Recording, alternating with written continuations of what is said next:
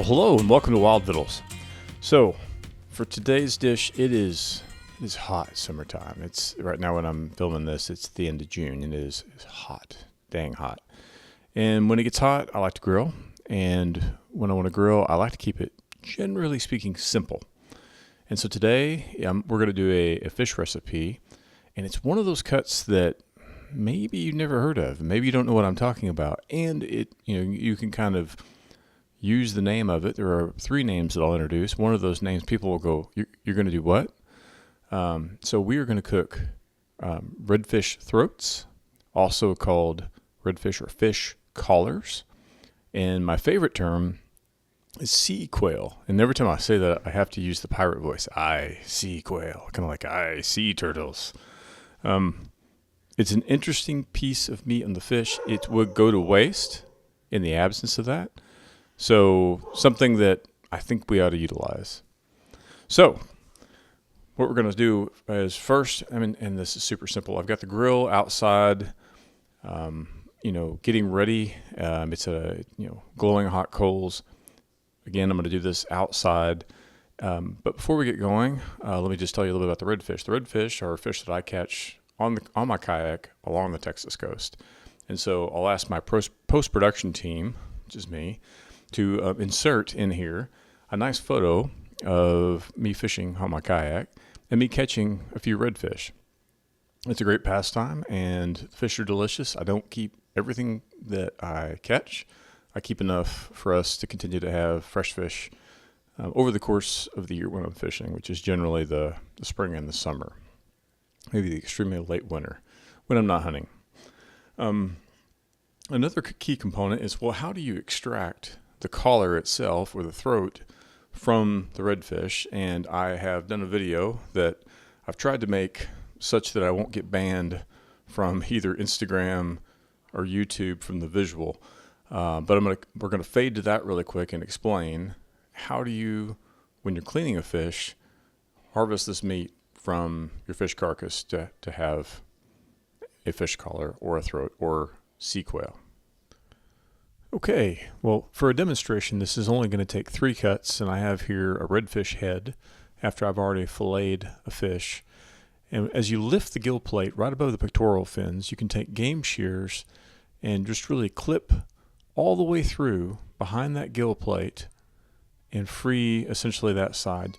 Flip the head over, lift the gill plate, and make another cut with your game shears right above the pectoral fins. Now there's only one cut left. If you flip the fish upside down, there's a piece of meat from the throat that reaches right up in between the gills. Clip that, and you freed at that point. I then stick my thumb in that where that last incision was and kind of peel out the redfish throat. There will be some material that kind of sticks with it. Take that, throw that as your discard, and then you can kind of clean what remains. There will be a little bit of maybe skin from what the throat cavity had. Take this and clean it off with some water, and you have a beautiful piece of meat. Really kind of resembles chicken. I then like to take it and put it down on a table and flatten it out like you spatchcock a bird.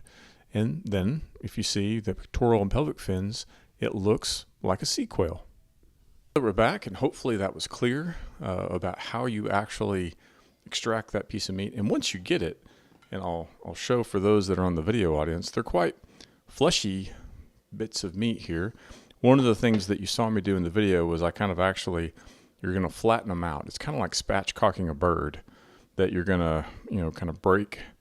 You're actually kind of stretching out and breaking some of that muscle in there, but what you want to happen is that they lay as flat as possible.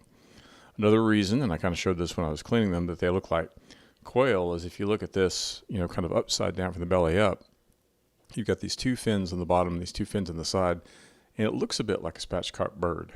So it's an interesting way to prepare a bit of redfish. If you don't cook it whole, which most of the big ones you can't cook them whole.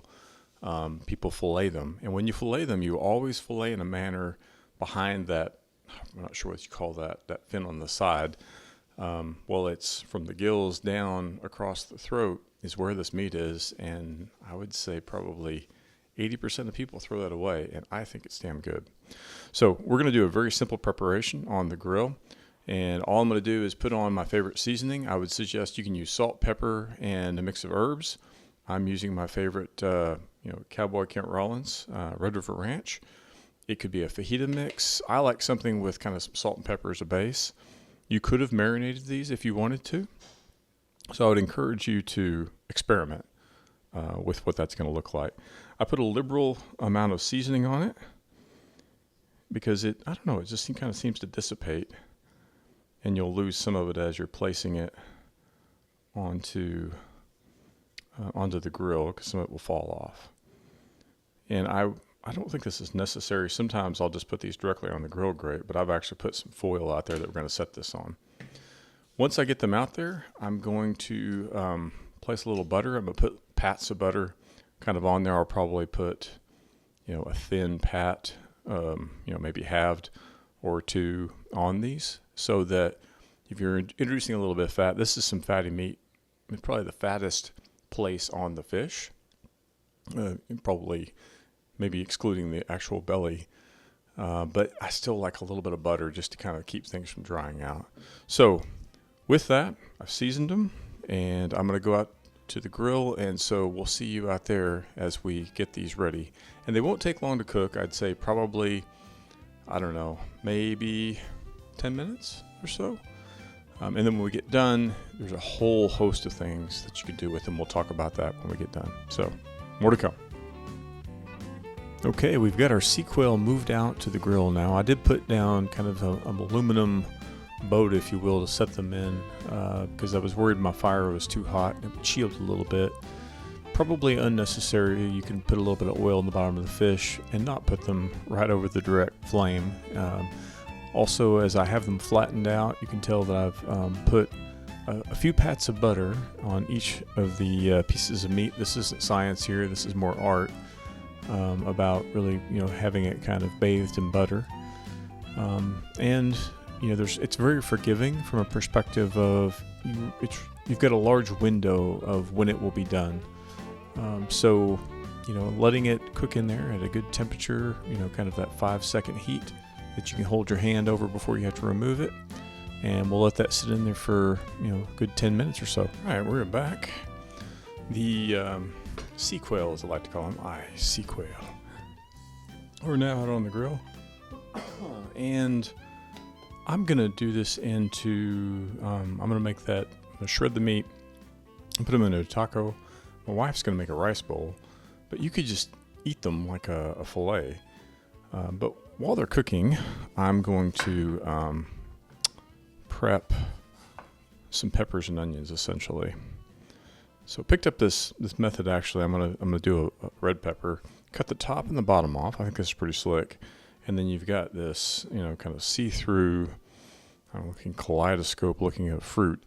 Put your knife in there and you kind of separate it from the inner veins, and you're almost like unrolling it. And where you've got this flat piece of pepper, and it's pretty slick. And then from there, I'll take it and I will just cut it into strips. And, relatively thin strips. Some of those are not thin as I'd like, but they'll cook down. And then I'll probably also cut that in half.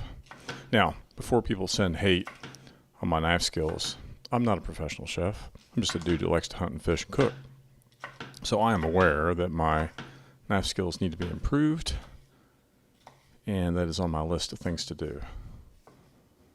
It's also it's kind of like walking and chewing gum. It's hard for me to talk and also cut these peppers. There we go. So, you've got these kind of like, call them extremely thick matchsticks. And I'll give them kind of one cut down the middle. Doesn't have to be precise. And then, so I've got one pepper and one onion. Onion also can be cut very simply. I like to do it from root to stem, although the root and the stem are not on there. But what I mean is lengthwise, so that you get long, skinny pieces. I tried Oh, I've got a chip in my throat. Also made some homemade pico de gallo tonight, which is really good.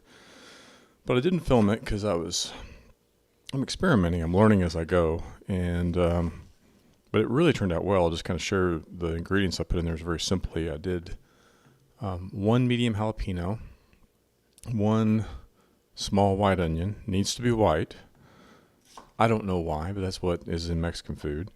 A 1/4 cup of lime juice. I got 4 small limes and squeezed them, and I had more than a 1/4, which I was happy with.